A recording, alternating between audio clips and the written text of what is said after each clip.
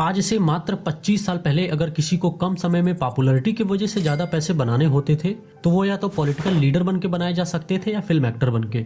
लेकिन आज cricket in सारे ऑप्शन में सबसे ऊपर आ चुका है। आज क्रिकेटर अपनी रिटायरमेंट के बाद मूवी में भी एक्टिंग करते देखे जा रहे हैं और पॉलिटिकल पार्टी सामने से आकर उनको अपने पार्टी में शामिल करने के लिए अप्रोच कर रही हैं, उनको इलेक्शन में लड़ने के लिए टिकट दे रही हैं। और इसके पीछे का एकमात्र कारण है एक इंडियन के दिलों में क्रिकेट के लिए दीवानगी, और ये दीवानगी किसी प्लेयर को पॉपुलर बनाने के लिए काफी है। दोस्तों, अगर वर्ल्ड कप का फाइनल क्रिकेट मैच इंडिया और पाकिस्तान के बीच है तो एक इंडियन के लिए उस मैच को देखने से ज्यादा इंपॉर्टेंट काम और क्या ही हो सकता है। और जितना सस्पेंस एक वर्ल्ड कप के फाइनल मैच के लिए होता है उतना ही सस्पेंस आईपीएल के हर एक मैच में देखने को मिलता है। मान लेते हैं आज आरसीबी और सीएसके का मैच है तो घर के कुछ सदस्य आरसीबी को सपोर्ट करते हैं, वहीं कुछ सदस्य सीएसके को, और यही कुछ कारण है जो पब्लिक को आईपीएल से इमोशनली कनेक्ट करता है। और जहां पब्लिक होती है वहां ब्रांड्स इन्वॉल्व होते हैं और वहां बिजनेस चलता है। क्या आपको पता है दोस्तों, इस बार जो आईपीएल जीतेगा उसको 20 करोड़ रुपए मिलेगा एज अ प्राइज मनी। लेकिन अगर आप गौर करें तो केकेआर के प्लेयर मिचेल स्टार्क इस आईपीएल 2024 के ऑक्शन में 24 करोड़ 75 लाख रुपए में खरीदे गए,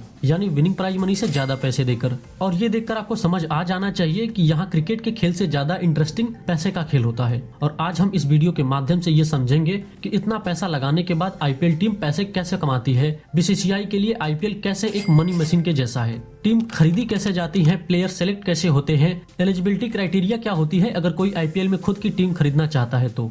चलिए समझते हैं आईपीएल के बिजनेस मॉडल को डिटेल में। It only started 14 years ago. Now it is dominating the world of cricket. The Indian Premier League, the IPL. Cricket fever has hit India. The Cricket League is not just popular in India, it is truly a global phenomenon. And IPL is not just a popular sporting event, it is also a significant contributor to India's economy.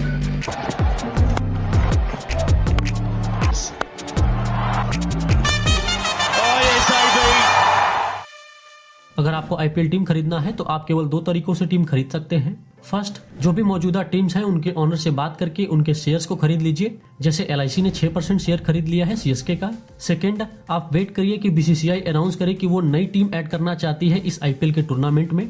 यहाँ हम 2021 का case लेते हैं जब BCCI 2 team add करना चाहती थी, जो कि आज के समय गुजरात टाइटंस और लखनऊ सुपर जायंट्स है। इस केस से आप बिल्कुल अच्छी तरीके से समझ जाएंगे कि एक आईपीएल टीम को खरीदने का प्रोसेस क्या होता है। तो सबसे पहले बीसीसीआई अपने एक्स प्लेटफॉर्म पर, जो कि उस समय ट्विटर होता था, उस पर अनाउंस करती है कि वो टेंडर रिलीज कर रही है आईपीएल टीम ओन करने की और उसे ऑपरेट करने की। ज्यादा डिटेल्स के लिए बीसीसीआई उस पोस्ट में अपने वेबसाइट के एक पेज को भी अटैच कर देता है। अगर हम उस वेबसाइट पे बढ़े तो वहाँ क्लियरली मेंशन किया गया है कि अनाउंस हुई 2 टीम में से कोई एक टीम ही किसी कंपनी या इंडिविजुअल के द्वारा खरीदी जा सकती है। यानी अगर कोई इंडिविजुअल या कंपनी भले ही कितनी अमीर क्यों ना हो, वो दोनों टीम को खरीद नहीं सकती। आईपीएल टीम को ओन करने के प्रोसीजर के अकॉर्डिंग सबसे पहले कंपनीज या इंडिविजुअल को आईटीटी यानी इन्विटेशन टू टेंडर परचेज करना था, जिसमें बीसीसीआई के term and condition, eligibility criteria, bid submission की प्रोसेस एटसेट्रा मेंशन थी। अब आईटीटी को खरीदने के लिए कंपनीज और इंडिविजुअल को ITT-IPL2021@bcci.tv पर ईमेल करना था, और उस ईमेल के बाद आपको फर्दर जानकारी बीसीसीआई खुद सेंड करेगी। और देन कंपनीज या इंडिविजुअल जो टीम खरीदना चाहते हैं उनको 10 लाख प्लस जीएसटी का एक नॉन रिफंडेबल पेमेंट करना होगा, जिससे उनको आईटीटी मिल जाएगा।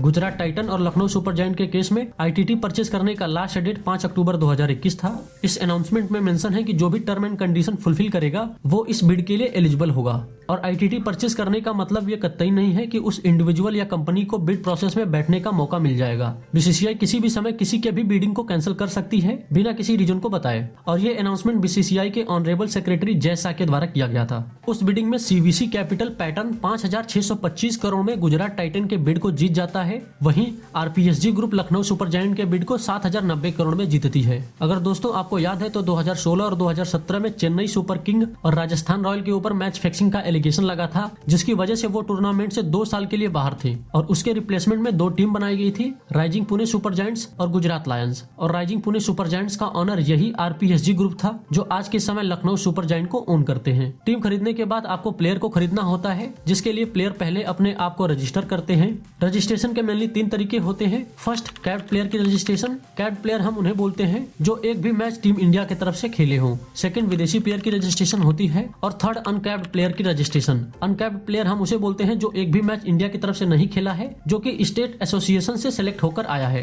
एक टीम में 18 से कम और 25 से ज्यादा प्लेयर नहीं हो सकते, जिसमें 8 से ज्यादा विदेशी प्लेयर भी नहीं होने चाहिए। प्लेयर जब अपने आप को रजिस्टर कर रहे होते हैं तो वहां पर वो अपने बेस प्राइस को मेंशन करते हैं, जो कि 20 लाख से 2 करोड़ तक होता है, और बेस प्राइस के अकॉर्डिंग ऑक्शन शुरू होता है, और जो टीम जिस भी खिलाड़ी के लिए जितना ज्यादा पैसे की बोली लगाती है उस टीम के पास वो प्लेयर चला जाता है। टीम को सिलेक्ट करने के लिए बीसीसीआई एक लिमिटेड ही अमाउंट देती है, जिससे फेयर तरीके से ऑक्शन हो सके, और उस लिमिटेड अमाउंट को हम पर्स कहते हैं। और पर्स की लिमिट होती है जो कि 90 करोड़ से बढ़ाकर इस 2024 के ऑक्शन के लिए 100 करोड़ कर दिया गया था, और इसी पैसे के अंदर पूरी टीम को सिलेक्ट करना होता है। अब कोई इतना पैसा लगाकर पूरी टीम डिजाइन कर रहा है तो वो सिर्फ एंटरटेनमेंट के लिए तो कर नहीं रहा होगा। जाहिर सी बात है, जितना पैसा उसने लगाया है उससे ज्यादा पैसे वो कमाएगा। सो चलिए समझते हैं इस पूरे मनी गेम को डिटेल में। दोस्तों, पूरा आईपीएल सीजन बीसीसीआई के अंडर रेगुलेट होता है, और बीसीसीआई इस पूरे बिजनेस मॉडल के सेंटर में खड़ी होती है। सो बीसीसीआई और आईपीएल टीम का इस टूर्नामेंट से फर्स्ट और मेन सोर्स ऑफ अर्निंग आती है ब्रॉडकास्टिंग राइट को सेल करके। देखिए, जिस भी टीवी चैनल पर या डिजिटल प्लेटफॉर्म पे आप आईपीएल के लाइव टूर्नामेंट को देख रहे होते हैं, उस टीवी चैनल और डिजिटल प्लेटफॉर्म का ऑनर बीसीसीआई को करोड़ों रुपए देकर ब्रॉडकास्टिंग के राइट को खरीदता है, ताकि वो अपने प्लेटफॉर्म पर आईपीएल के लाइव मैच को चला सके। यूनाइटेड स्टेट के एनएफएल यानी नेशनल फुटबॉल लीग के बाद IPL second most valued sporting event है, और इसी कारण अलग अलग टीवी चैनल और डिजिटल प्लेटफॉर्म में होड़ लगी होती है ब्रॉडकास्टिंग राइट के बिडिंग को जीतने के लिए। 2023 में टेलीविजन ब्रॉडकास्टिंग राइट के बिडिंग को वाल्ट डिज्नी कंपनी, जो कि स्टार स्पोर्ट को ओन करती है, वो 2023 से 2027 तक के ब्रॉडकास्टिंग राइट को 23,575 करोड़ देकर खरीदती है। वहीं वायाकॉम 18, जो कि जियो सिनेमा जैसे डिजिटल प्लेटफॉर्म को ओन करती है, वो 2023 से 2027 तक के ब्रॉडकास्टिंग राइट को 23,758 करोड़ देकर एक्वायर करती है। और ये इंडिया में पहली बार हुआ था जहां डिजिटल राइट टेलीविजन राइट से ज्यादा पैसे देकर खरीदे गए, और इस पैसों में से 50% बीसीसीआई अपने पास रख लेता है, और बाकी का 50% सारी टीम में इक्वली डिवाइड कर दिया जाता है। अब यहाँ कुछ लोगों के मन में क्वेश्चन आ रहा होगा कि यार, इन टीवी चैनल और डिजिटल प्लेटफॉर्म को क्या फायदा होता है आईपीएल की लाइव टेलीकास्ट करके। सो दोस्तों, 2 ओवर के बीच में या जब भी कोई प्लेयर आउट होता है उसके बाद जो आप एड्स देखते हैं, उन एड्स को चलाने के लिए कंपनीज लाखों करोड़ों रुपए इन टीवी चैनल और डिजिटल प्लेटफॉर्म को देती हैं। अगर डाटा की बात किया जाए तो एक 10 सेकंड के एड के लिए कंपनीज 15 से 16 लाख रुपए पे करती है, और क्वार्टर फाइनल, सेमीफाइनल और फाइनल मैच में उसी 10 सेकंड के एड के लिए कंपनी 20 से 24 लाख तक पे करती है। और इसी कारण इतने पैसे देकर ब्रॉडकास्टिंग राइट को खरीदने के बाद भी ये टीवी चैनल और डिजिटल प्लेटफॉर्म प्रॉफिटेबल रहते हैं। सेकंड रेवेन्यू सोर्स है टाइटल स्पॉन्सरशिप। देखिए, जब भी आप आईपीएल देखते हैं तो केवल आईपीएल नहीं बोला जाता, बल्कि उसके जगह Vivo IPL, Pepsi IPL, DLF IPL, Tata IPL ऐसे ब्रांड के नाम के साथ बोला जाता है। ये ब्रांड्स करोड़ों में पैसे पे करते हैं ताकि जब भी मैच के दौरान आईपीएल शब्द का प्रयोग हो, उस आईपीएल के पहले उनके ब्रांड का नाम लिया जाए, ताकि उस ब्रांड की रिकॉल वैल्यू लोगों के बीच बढ़े और लोग उस ब्रांड से फेमिलियर हो। डाटा की बात किया जाए तो 2008 से 2012 तक डीएलएफ 40 करोड़ में टाइटल स्पॉन्सरशिप को अपने नाम करता है। वहीं 2013 से 2015 तक पेप्सी टाइटल स्पॉन्सरशिप बन जाता है 79.4 करोड़ देकर। 2016 और 2017 में वीवो को 100 करोड़ में टाइटल स्पॉन्सरशिप मिलता है। 2018 और 2019 में फिर से वीवो 439.8 करोड़ देकर टाइटल स्पॉन्सरशिप अपने नाम करता है। 2020 में चाइना से इंडिया का कॉन्फ्लिक्ट होने की वजह से टाइटल स्पॉन्सरशिप ड्रीम 11 को 222 करोड़ में दिया जाता है। 2021 में वीवो फिर से वापस आता है, 439.8 करोड़ देकर टाइटल स्पॉन्सरशिप को फिर से अपने नाम कर लेता है। 2022 और 2023 के लिए टाइटल स्पॉन्सरशिप टाटा को 439.8 करोड़ में मिलता है, और इस बार यानी 2024 से 2028 तक के टाइटल स्पॉन्सरशिप राइट को फिर से टाटा 2500 करोड़ देकर अपने नाम कर लिया है। और आईपीएल लीग के हिस्ट्री में ये अब तक का सबसे बड़ा टाइटल स्पॉन्सरशिप अमाउंट है। दोस्तों, टाइटल स्पॉन्सरशिप का रेवेन्यू भी सेम ब्रॉडकास्टिंग रेवेन्यू के जैसे ही डिस्ट्रीब्यूट होता है, यानी 50% खुद बीसीसीआई रख लेता है और बाकी का 50% सारी टीम्स में इक्वली डिस्ट्रीब्यूट कर दिया जाता है। और भी कुछ स्पॉन्सरशिप है जिसके राइट को सेल करके बीसीसीआई और आईपीएल टीम पैसे कमाती है, जैसे कि स्ट्रेटेजिक ब्रेक टाइम आउट, जो कि आप पावर प्ले खत्म होने के बाद देखते हैं। उसके लिए सीएट, जो कि टायर कंपनी है, उसने 240 करोड़ पे करके स्ट्रेटेजिक टाइम आउट को 5 सालों के लिए स्पॉन्सर किया है। कुछ ब्रांड्स ऑफिशियल स्पॉन्सर होते हैं और वो भी करोड़ों में पैसे देते हैं। इस बार के ऑफिशियल स्पॉन्सर है Dream 11, Saudi tourism authority, CRED, ऑफिस्टॉक्स, रुपे, स्विगी, इंस्टामार्ट। और ऑफिशियल स्पॉन्सर से जो पैसे कलेक्ट होता है वो बीसीसीआई और सारी आईपीएल टीम में कॉन्ट्रैक्ट परसेंटेज के अकॉर्डिंग डिस्ट्रीब्यूट कर दिया जाता है। दोस्तों, अगर बात किया जाए एक आईपीएल टीम की, तो उसके पास कुछ और रेवेन्यू के सोर्स होते हैं, जैसे कि टीम स्पॉन्सर।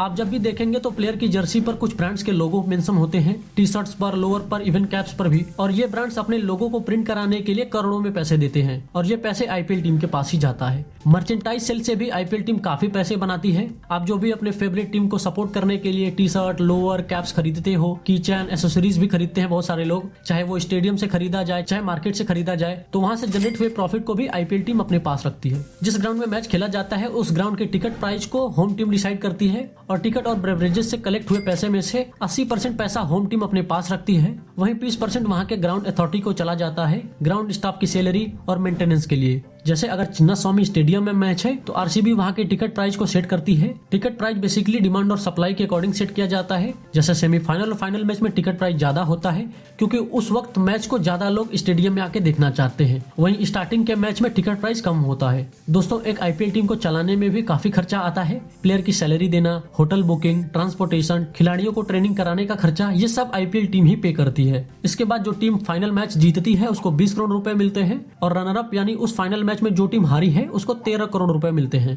हर टीम चाहती है कि वो फाइनल में पहुंचे या कम से कम टॉप 4 में तो पहुंचे ही, केवल इस 20 करोड़ रुपए के लिए नहीं बल्कि ज्यादा ब्रांड से स्पॉन्सर मिलने के लिए, क्योंकि अगर वो सेमीफाइनल और फाइनल तक पहुंचेगी तो उनको ज्यादा मैचेस खेलने होंगे और ज्यादा मैच यानी ब्रांड को ज्यादा स्पॉन्सर करने का मौका, जहां से वो कई करोड़ रुपए और कमा सकते हैं और उनके ब्रांड की वैल्यू भी बढ़ेगी, जिससे नेक्स्ट सीजन में उनके पास प्रीमियम ब्रांड स्पॉन्सरशिप के लिए आएंगे। सो दोस्तों, उम्मीद करता हूं कि आप आईपीएल के बिजनेस मॉडल को अच्छी तरीके से समझ गए होंगे। वैसे आप इस आईपीएल सीजन किस टीम को सपोर्ट कर रहे हैं कमेंट करके हमें बताना ना भूलें। वीडियो पसंद आई हो तो वीडियो को लाइक करें, अपने चाहने वालों के साथ शेयर करें और ऐसे ही वैल्यूएबल कंटेंट के लिए हमारे चैनल को सब्सक्राइब करना ना भूलें। मिलते हैं आपसे नए वीडियो में, तब तक के लिए धन्यवाद।